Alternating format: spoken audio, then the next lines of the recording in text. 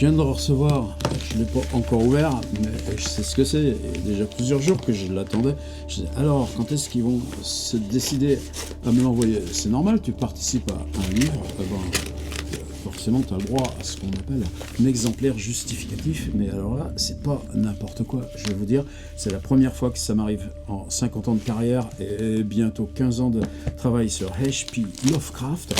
Moi, le roman graphique, je croyais que c'était pas mon univers, et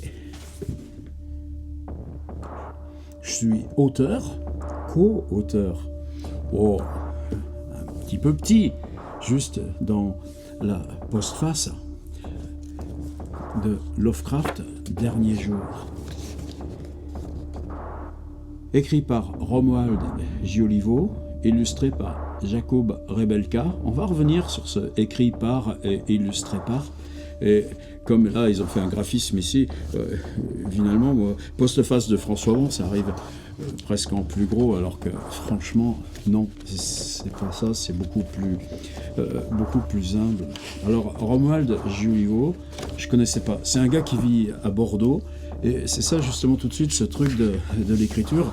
Il se présente comme scénariste, c'est-à-dire que c'est un gars qui est loin, qui a déjà fait ses premières armes il y a super longtemps, mais toujours justement dans cet univers du film, de la BD, du roman graphique. Et roman graphique, moi, c'est l'année où j'étais là, ça remonte, l'été 2015 à Providence, ces 2 mois là, quand j'ai bossé sur les manuscrits là, du Commonplace Book, dans ces librairies un petit peu spécialisées, j'en avais acheté toute une collection, tout ce que je pouvais.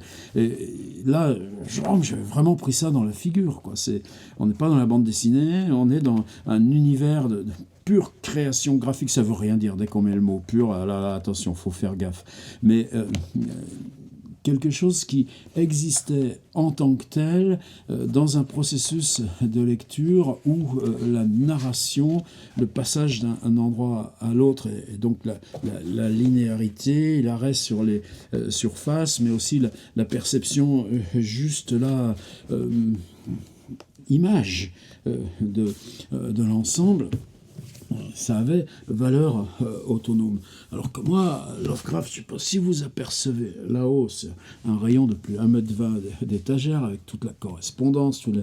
Et je reçois un mail donc, de Romuald, demandant gentiment, simplement, il y avait un truc qui me heurtait, il fallait que ce soit rendu 10 jours plus tard. Ouh là là, attends, on n'est pas là de l'écriture presse-bouton, nous autres. Et il m'envoie un PDF, et c'est pareil, l'idée c'était de faire une postface, mais le PDF, il n'était pas fini. Il y avait encore des tas de choses à régler. Tu dis, mais attends, tu vas pas écrire une postface sur quelque chose qui est pas... Et on savait même pas où elle serait, cette postface. Et là, je commence à dire, oulala, et puis moi, je connais pas tout. Et puis en même temps, je commence à lire en numérique, là, sur mon écran. Et l'idée, au départ, tu te dis, bon, par exemple... de Providence aussi, j'avais rapporté ça, qui est pour moi une rareté, Lovecraft at Last.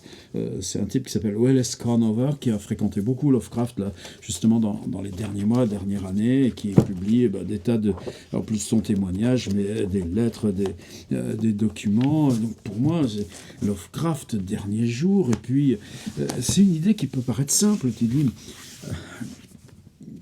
il y avait encore autre chose. Allez, je le déballe tout de suite. Moi, justement, en 2017, avec une équipe de Montpellier, et puis on était beaucoup à ce moment-là sur les petites caméras 3D, se dire un Lovecraft 360, et on était sur l'idée de bio, j'arrivais pas à casser le linéaire. En même temps, quand j'étais à Providence, la tombe de Lovecraft, bien sûr, elle est là. La vieille église, la Saint John, là, au bout de Benefit Street, là, où Edgar Poe venait aussi dans ce vieux cimetière, et où Lovecraft aimait tant se promener, c'était là. Et puis la maison mortuaire, quand on l'avait rapporté de l'hôpital, qu'il avait été là 2 jours avant la levée de corps, et puis l'enterrement, elle est toujours... Et nous, notre idée à ce moment-là, c'était de chercher à travailler une biographie de Lovecraft. Mais comment on s'en est pas sorti, ça a été des tas de discussions, puis finalement, le projet est resté en stand-by, et puis là, tout d'un coup, je dis, mais zut, ce type-là, il a trouvé. Alors, Romuald m'avait envoyé donc le PDF là, de ce qui allait devenir le livre.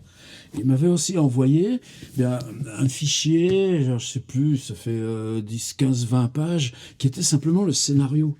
Mais ça, moi aussi, j'ai jamais su traiter ça. C'est faire du scénario. Tu écris quelque chose qui n'est pas ce qui te sera là, ce que tu donnes, ce qui sort de toi pour lire. Et finalement, je l'ai parcouru. Je crois que après, je l'ai jamais rouvert. Par contre, là, ouais. Dans ce travail, dans ces rythmes planches, tout d'un coup, ça se démultiplie. Ça. Alors, Lovecraft, le dernier jour, évidemment, il ne faut pas que j'aille spoiler.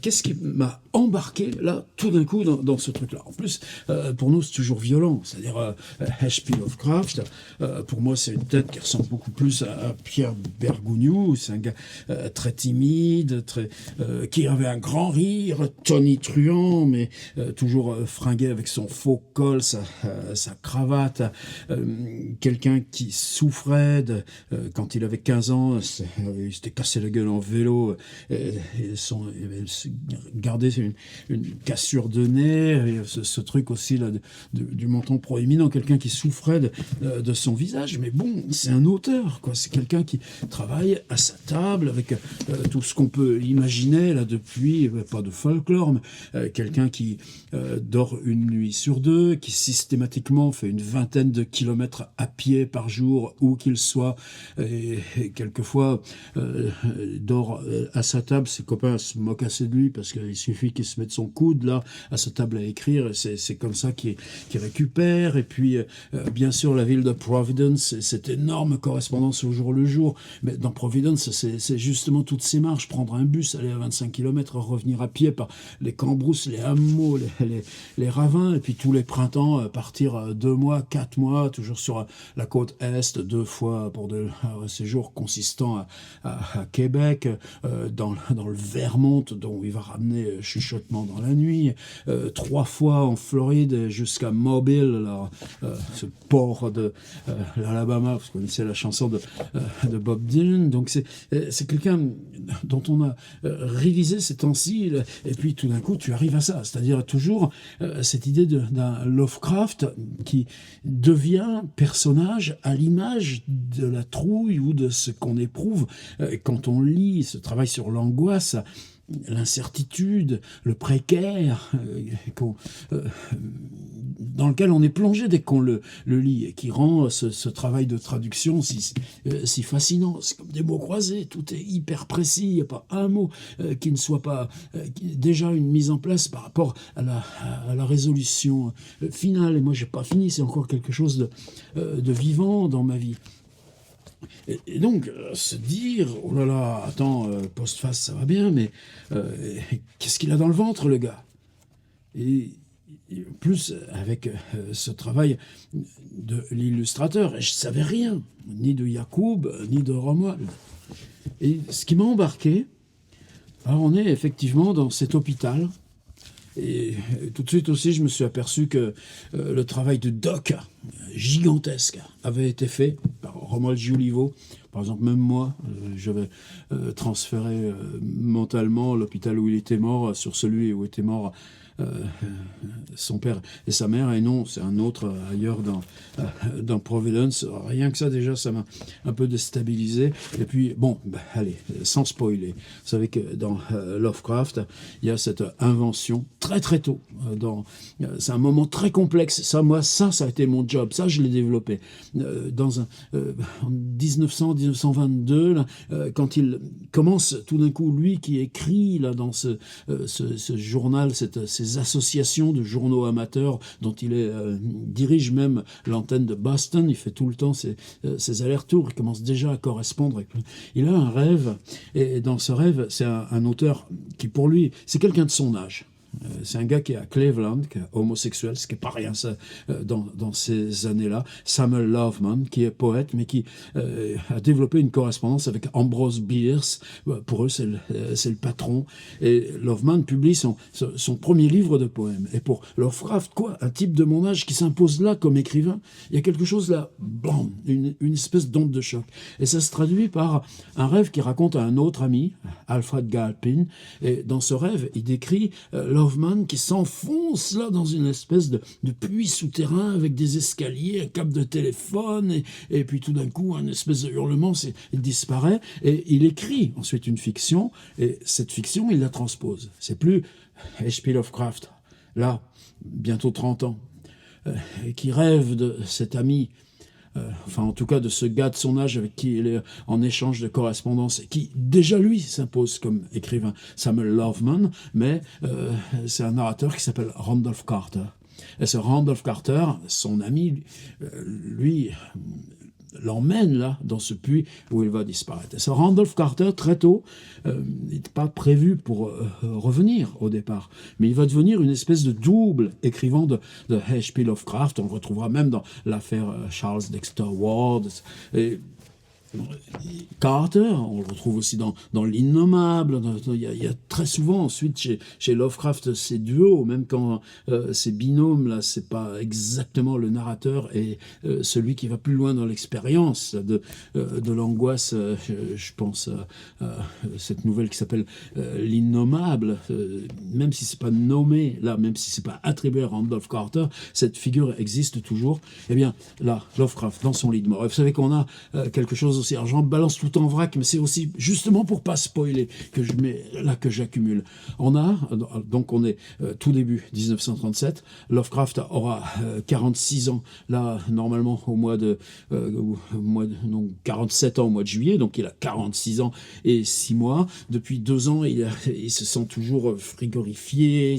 Il mange souvent des glaces à la vanille parce que ça au moins il supporte. On se moque aussi assez de lui pour ça. Il vit dans une précarité bien sûr extrême. Ces nouvelles sont publiées, on les paye au lance-pierre, $35.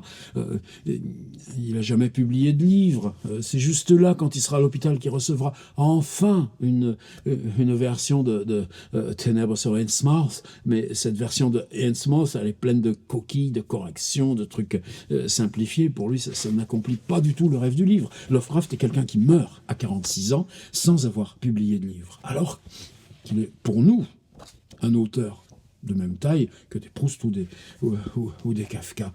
Et donc là, début février, une fois reconnu avec ces énormes ballonnements, que c'est un cancer foudroyant de l'intestin grêle, mais quelque chose qui devait dormir déjà depuis pas mal de temps, il est transféré à l'hôpital, et là, il a une espèce de carnet. Alors, les petits carnets de Lovecraft, moi aussi, c'est devenu quelque chose de fétiche. On est quelques-uns à faire ça. On les trouve sur eBay, plusieurs marques, tout ça. Mais c'est ça qu'il utilisait tous les ans, Lovecraft, le journal de 1925 sur lequel je travaille. Ben voilà, agenda 1925. Il y a des très beaux scans d'ailleurs sur la John Hay Library où sont conservés les manuscrits.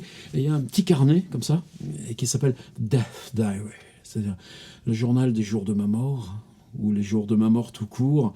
Et Lovecraft note simplement les douleurs. C'est évidemment une lecture. Et Romuald Joliveau est parti de ça. Death Diary. C'est à peine s'il est cité. Mais ça veut dire que là, dans ces derniers jours d'hôpital, dans ce qui lui reste de conscience, Lovecraft reste obsédé par l'écriture.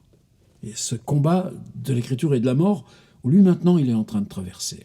Et qui est devant lui dans cette chambre ? Évidemment, Randolph Carter.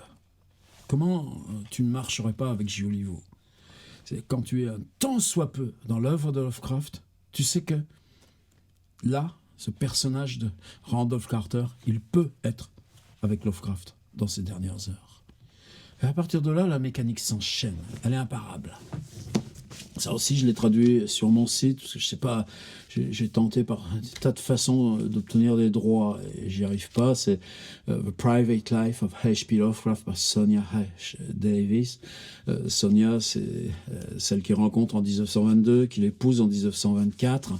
en 1927-28, ils décident le divorce. Ils ne se revoient plus, mais continuent d'échanger, de correspondre encore en 1934, quand Sonia fait un grand voyage en Europe. C'est lui, Lovecraft, qui l'écrit. Bon, c'est elle qui l'a soutenu financièrement pendant les 8 ans de leur mariage. Et en 1947, quand Lovecraft, tout d'un coup, accède à sa propre légende, Sonia Davis, qui, sur la foi du divorce, s'est remariée en Californie, découvre que, Lovecraft n'avait jamais finalisé le divorce. Donc, elle s'est mariée, mais elle est bigame.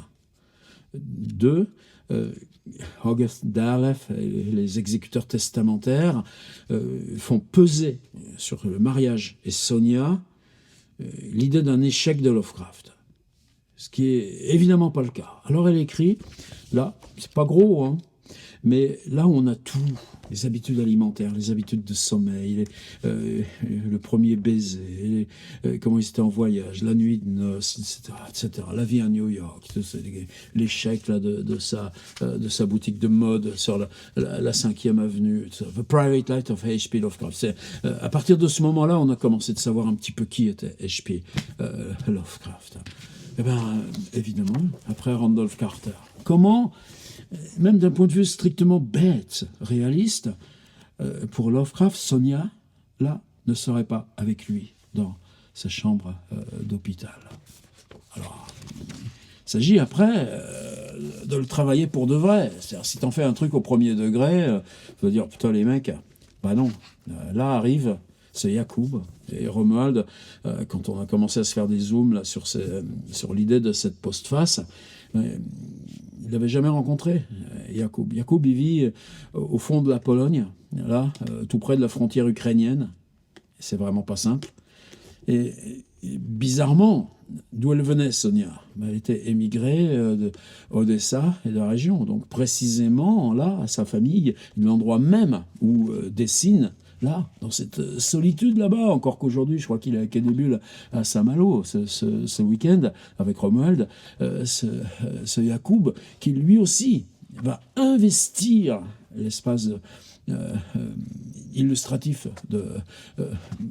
l'espace biographique de Lovecraft avec sa création. Alors il y a cette dominante là, toujours de passer par une dominante de couleurs, de formes, et ça c'est totalement dingue, ces jeux de dominantes qui épousent aussi des questions réelles et fantasmatiques. Il y a du travail sur les facsimilés de lettres et de notes. Il y a des jeux d'éclatement rythmique du texte qui sont incroyables. Et c'est que Lovecraft, c'est ça la difficulté. C'est-à-dire, prends At the Mountains of Madness, qui a été traduit de façon infâme dans Les Montagnes hallucinées. Ça continue d'être ça. Même Baranger, qui fait un super boulot d'illustration, il a repris ce titre. Alors, non, c'est Montagne de la folie. Et At the Mountains of Madness, à la fin, on a cette image même de la terreur, cette espèce de monstre mou, visqueux, qui vit dans un monde souterrain, et qui tout d'un coup, il y a ce vacarme énorme, ce fracas, et ça y est, il envahit. Et Lovecraft, tout ce qu'il dit, c'est ça faisait le bruit du métro de Boston. C'est-à-dire, on n'a pas d'image chez Lovecraft. Le visuel cesse, et c'est à vous, dans vos propres angoisses, de refabriquer ce visuel. C'est-à-dire que 8 sur 10 là, des adaptations cinématographiques, 8 sur 10 des adaptations graphiques, évidemment, il y a des prouesses gigantesques, et tant mieux. Alors que pour nous, qui travaillons le texte et qui traduisons le texte, la question, c'est d'arriver à développer là ce côté de l'hallucination, mais sans fabriquer d'imagerie visuelle. Sinon, qu'à passer par le fantasme que c'est que l'arrivée dans les années 20-25 du fracas du métro souterrain de Boston, et ben là, tu peux avoir quelque chose qui te place là, dans la peur à cet instant du narrateur. Alors ensuite, le travail de Romuald, pas question pour moi, là, de développer trop. Tenez, qui y a là? Bon, on est passé à Edgar Poe. Mais pour Lovecraft, vous savez, comme les figures tutélaires, Hawthorne, où Edgar Poe et quelques autres sont immensément présentes, mais Poe encore plus, puisque Poe a vécu à Providence plusieurs périodes de sa vie, et que Lovecraft, là, sur ce petit Prospect Park tout en haut, là, quand il monte au crépuscule, comme le font toujours tous les habitants de Providence, pour voir le coucher de soleil là, en contrebas sur la ville, à la fois lui, ça lui donne cette idée là, de celui qui hante la nuit. Tu vois un clocher là-bas, au loin, et en bas, si tu essayes là dans la ville de rejoindre ce clocher, tu n'y arrives jamais. Et voilà, une idée est là, ça germe, on la note dans le Commonplace Book, et puis ça va faire un formidable texte de 80-90 pages. Mais là, il se met là sur cette balustrade contre un arbre, et il sait qu'Edgar Poe venait là, contre le même arbre, parce qu'il en parle quelque part. Et regardait lui aussi le soir sur Providence. Il y a aussi, tenez par exemple celui qui hante la nuit, qui est le narrateur, nommé Robert Bloch. Lui il l'appelle Blake, mais Bloch c'est parce que ce jeune auteur là de vers Chicago, celui il a laissé une histoire qui s'appelle Psycho. Hitchcock l'a fait racheter en sous-main pour un truc de télé en noir et blanc, et comme il l'a fait en sous-main, donc non pas sous le nom Hitchcock, il le payait totalement au rabais et de façon forfaitaire. Le gars s'est fait entuber jusqu'à la moelle sur ce film, le Psychose, donc si célèbre de Hitchcock. Mais ce Robert Bloch a été un des rares à vouloir venir à Providence rencontrer celui avec lequel il échangeait, c'est-à-dire ce type de 40 balais qui écrivait chaque jour des dizaines de lettres ou mettait des carbones pour que les lettres passent à plusieurs correspondants. Enfin, en tout cas, faisait ça avec ses amis là, du Calem Club. C'était un être social, Lovecraft. Et avec ces jeunes auteurs, c'est une discussion sur le fond. Il y a des grandes correspondances, Clark Ashton Smith, Robert Howard. Tiens, Robert Howard, on le verra passer là aussi. Et ça, c'est les gars de son âge. Discuter, lui qui a jamais... Une fois, il a bu une bière, il a trouvé ça détestable, mais Robert Howard, qui va se suicider à bout d'alcoolisme, les discussions entre les deux, là, un dans le Texas, et puis l'autre dans la Nouvelle-Angleterre, c'est fascinant, cette correspondance. Je suis content d'ailleurs qu'elle soit annoncée maintenant en traduction française. Et, Robert Bloch vient voir celui avec qui il lui rend visite, et il va le mettre, Howard Philip Lovecraft, dans une de ses histoires. Lovecraft lui rend l'appareil. Il va le faire là, mais lui, tout simplement, il va être le mort de l'histoire. Le mort, situation totalement horrifique. Ah, beau cadeau de bienvenue à un jeune écrivain. Il y a par exemple, prenez Nyarlathotep. Un conférencier qui passe là, comme c'était le cas beaucoup à l'époque, racontant les phénomènes électriques. Et à Providence, il y a toujours cette vieille centrale avec ses 3 énormes cheminées. Et Nyarlathotep, dans sa conférence sur les effets électriques, fait sortir l'électricité de l'écran, et les spectateurs hypnotisés vont sortir par une petite porte dérobée et vont s'en aller mourir là vers la centrale électrique. Bon, mais la centrale électrique, on va la retrouver ici aussi dans ce livre. Regarde, une double page totalement noire avec juste quelques petits bouts de texte. C'est hallucinant, c'est hallucinant. Et moi, ce que j'ai admiré, alors je connaissais pas non plus la maison d'édition, 104, je crois que ça s'appelle, où on a quand même un livre, est-ce qu'il y a une pagination, je ne sais pas, mais c'est énorme, on a plus de 200 pages de travail. Et alors, où elle est ma postface? Elle est là. Alors qu'est-ce que j'ai fait dans cette postface? Il m'avait donné un nombre de signes. Moi évidemment, quand on me donne un nombre de signes, et puis qu'il s'agit de Lovecraft, on m'avait dit 8000 signes, pof, t'en as 12 000, ou 10 000 et j'en ai mis 14 000. Et finalement, l'éditeur a tous ces répondu, non, ça va aller, c'est juste une double page. Merde, une double page là-dedans, dans ce truc-là qui est un énorme coup de poing Lovecraftien.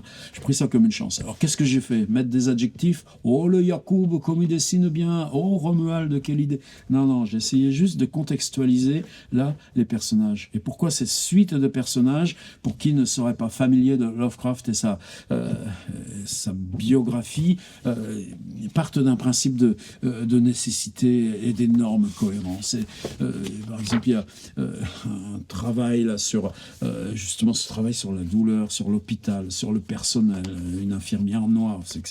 Et là, ils n'ont pas cherché à rentrer dans l'art complètement, mais pour nous, qu'est-ce que c'est difficile, Lovecraft, avec lui dont tous les amis étaient d'origine judaïque, et Sonia, même son épouse juive, son rapport à ces gens-là, c'était pas simple du tout, et pour les Noirs, c'est encore pire, il y a ce côté d'être totalement réactionnaire. Qu'est-ce que c'est difficile pour nous, alors que tout ce qu'il prend sur la radio, sur le téléphone, sur l'image, sur les voyages, sur la vitesse, sur les grands fonds marins, voilà quelqu'un qui est totalement précurseur. Il vous parle d'Einstein comme il vous parle de son Foucault, encore même certainement bien mieux parce qu'il n'aimait pas trop s'occuper de ses affaires de fringues.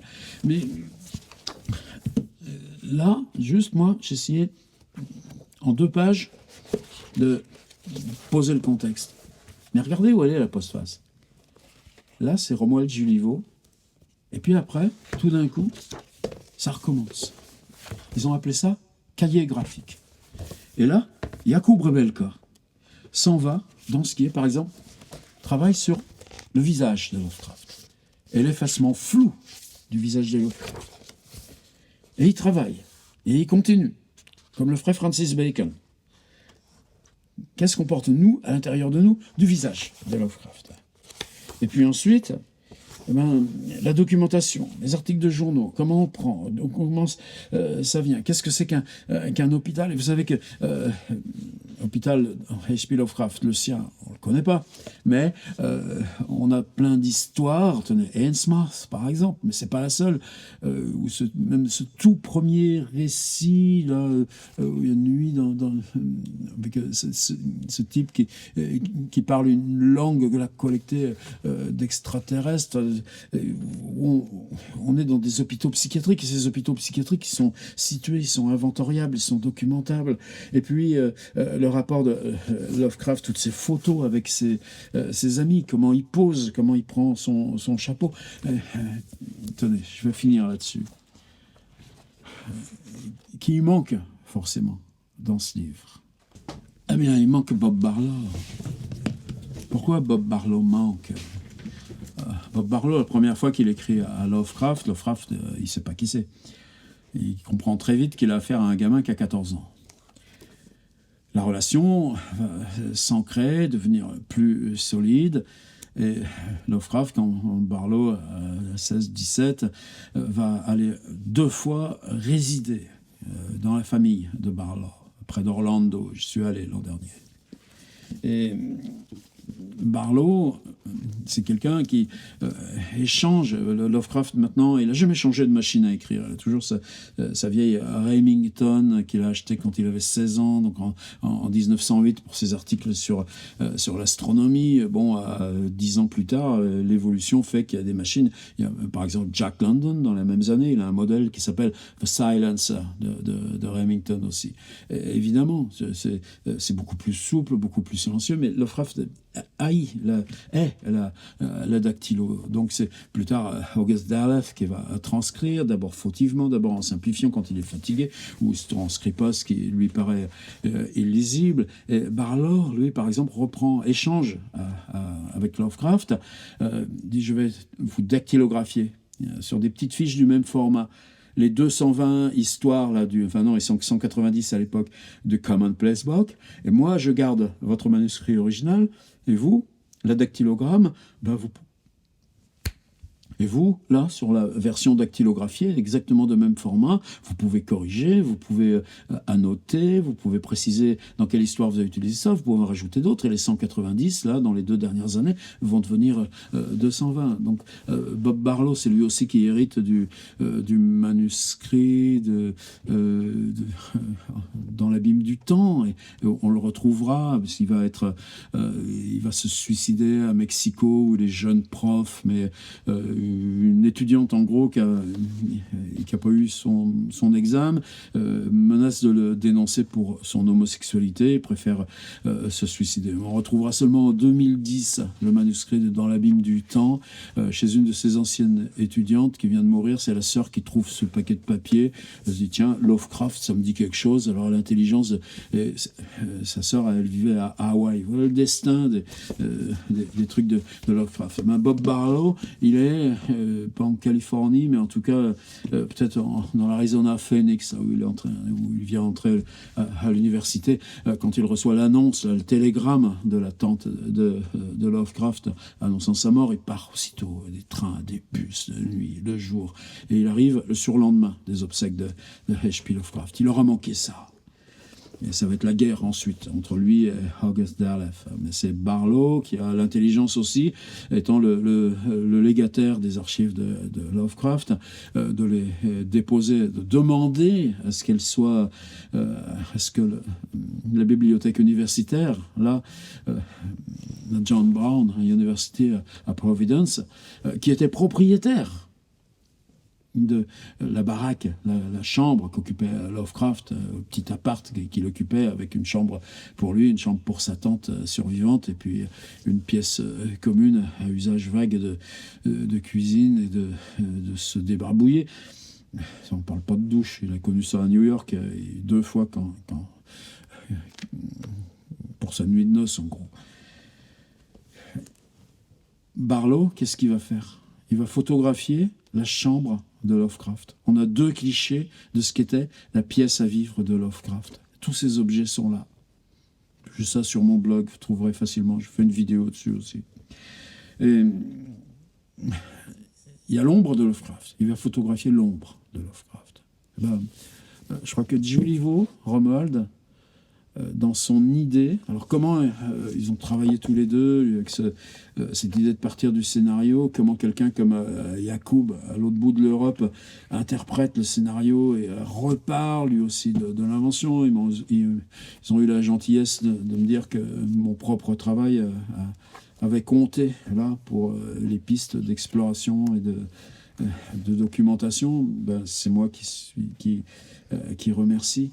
Mais franchement, le merci que je dois à Romuald et Julivo, c'est ça, que là, moi, dans mon parcours Lovecraft, j'ai une postface de 2 pages.